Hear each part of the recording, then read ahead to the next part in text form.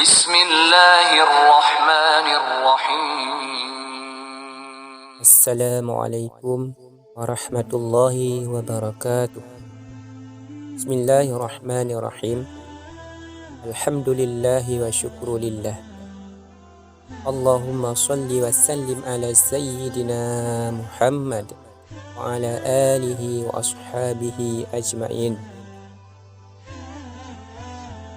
Teman-teman yang saya sayangi, kita telah memulai video ini dengan salam. Bismillah, pujian kepada Allah, salawat kepada Rasulullah dan juga kepada keluarga serta sahabat beliau yang mulia.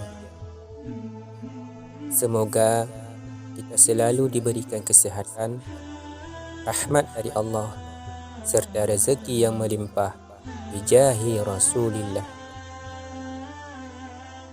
Terlalu ramai ulama-ulama yang Allah kirimkan untuk kita, baik itu yang masyhur atau tidak masyhur, baik itu yang kita ketahui atau sebaliknya.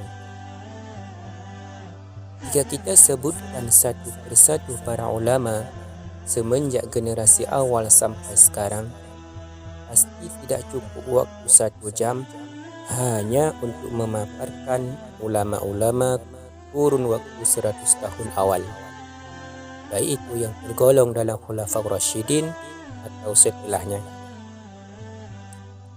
Oleh karena itu, insya-Allah kita membuat list para ulama, baik itu dari golongan sahabat atau setelah para sahabat.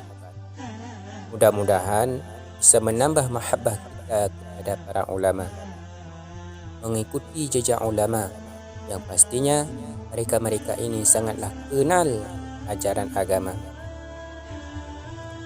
Antara ulama-ulama tersebut, sudah tentu pada kurun pertama yang sangat menonjol adalah para sahabat radhiyallahu anhum.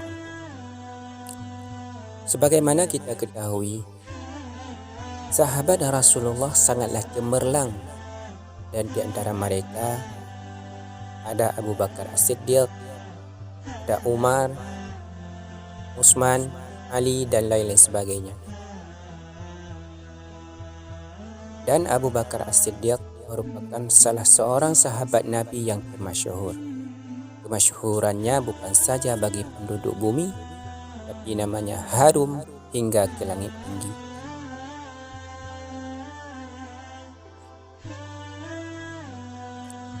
Lihat saja dalam Al-Quran surah At-Taubah ayat 9.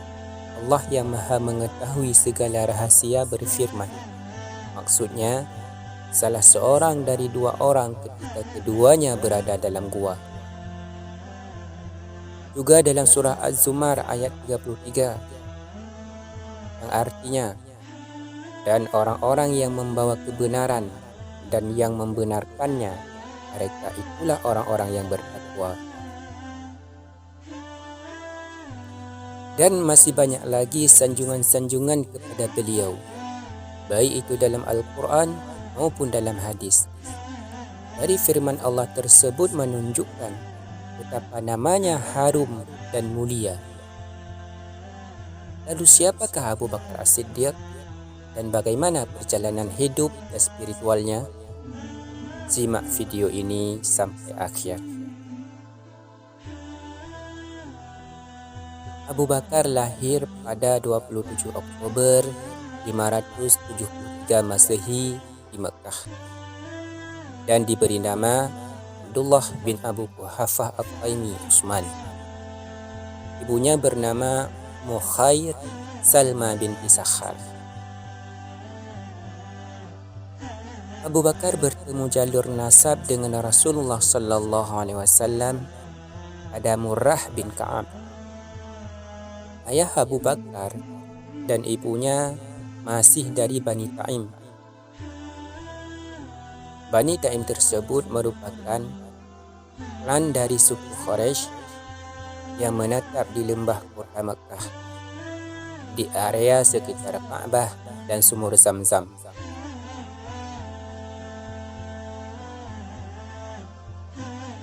Pada masa remajanya, Abu Bakar tidak luput dari pengaruh jahiliyah untuk menyembah berhala. Suatu hari, Abu Bakar meminta pakaian dan makanan kepada berhala.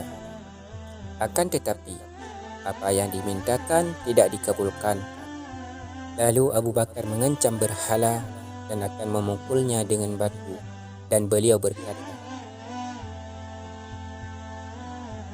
"Kamu bukanlah Tuhan kalau tidak bisa melindungi dirimu." Abu Bakar pun menghancurkan berhala tersebut dengan batu, dan Abu Bakar meninggalkan menyembah berhala. Sejak remaja, Abu Bakar bekerja sebagai pedagang kain, dan Abu Bakar menjadi pedagang sukses mengikuti jejak orang tuanya. Dan di usia yang masih muda, Abu Bakar menikah dengan Utailah binti Abdul Uzza. Abu Bakar sudah berteman dengan Nabi Muhammad sebelum ia memeluk Islam. Lalu bagaimana perjalanannya mendapatkan Islam?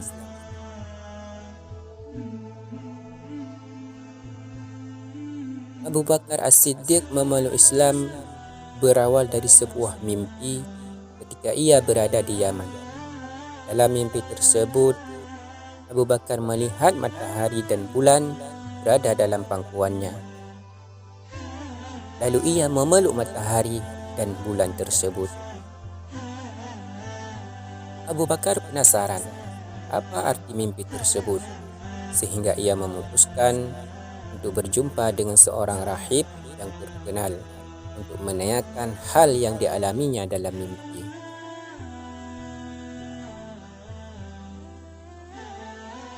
Setelah berjumpa rahib dan menceritakan apa tujuan dan asal-usulnya, rahib berkata, "Pada masamu akan lahir seorang nabi akhir zaman dari Bani Hashim bernama Muhammad, dan engkau akan menjadi pengikut setianya." Sepulang dari Syam, Abu Bakar terus berjumpa dengan Nabi Muhammad dan ingin membuktikan yang bahwa benar atau tidaknya temannya itu seorang nabi.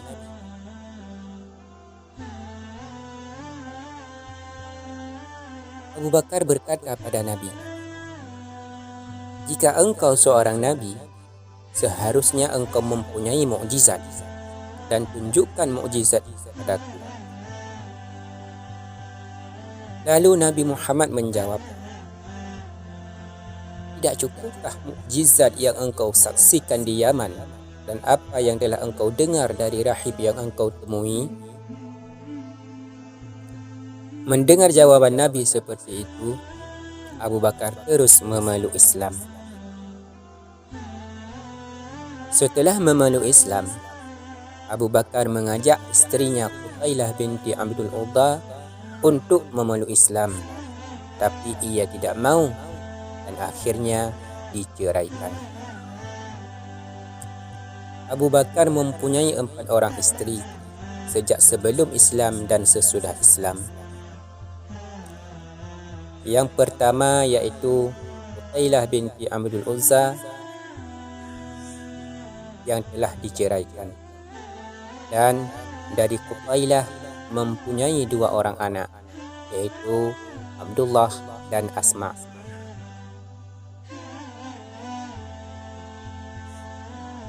Yang kedua, Ummu Ruman binti Amir, dan dia adalah ibu dari Aisyah dan Abdurrahman.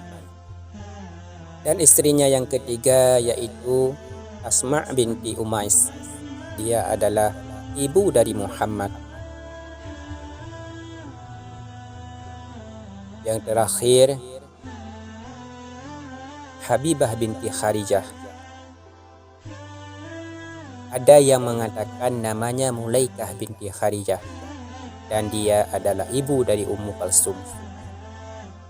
Dari beberapa istrinya tersebut, Abu Bakar As-Siddiq mempunyai 6 orang anak, 3 laki-laki dan 3 perempuan. Laki-laki terdiri dari Abdullah, Abdurrahman, dan Muhammad.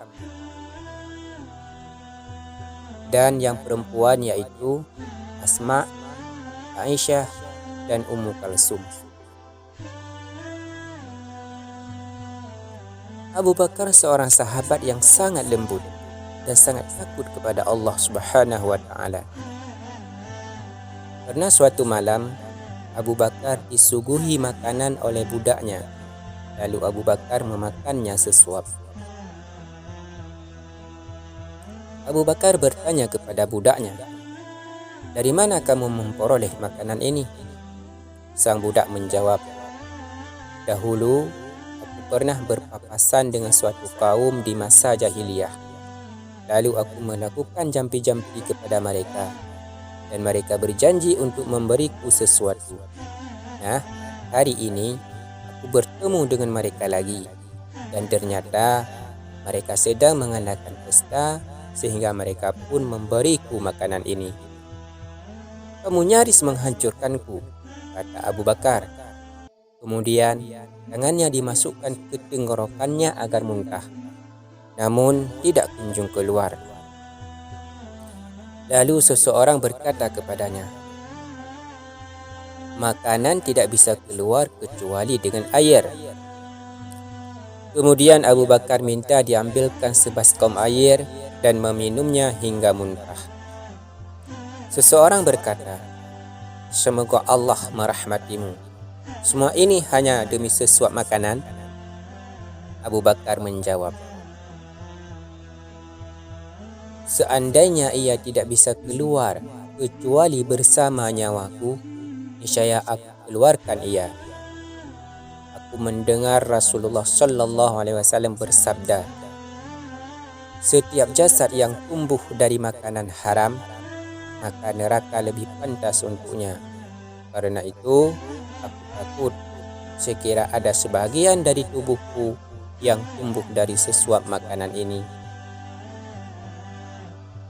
Begitulah cerita sekilas takutnya Abu Bakar kepada Allah Subhanahu wa Ta'ala.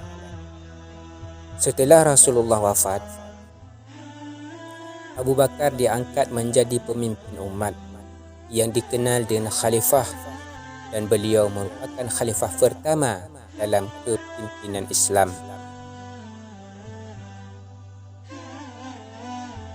Abu Bakar menjadi khalifah dari 8 Juni 632 Masehi sampai 23 Agustus 634 Masehi, yakni selama 2 tahun 77 hari. Abu Bakar meninggal pada tanggal 23 Agustus 634 Masehi di kota Madinah karena sakit yang dideritanya pada usia 63 tahun. Abu Bakar dimakamkan di rumah putrinya Aisyah, di samping makam Nabi Muhammad sallallahu alaihi wasallam.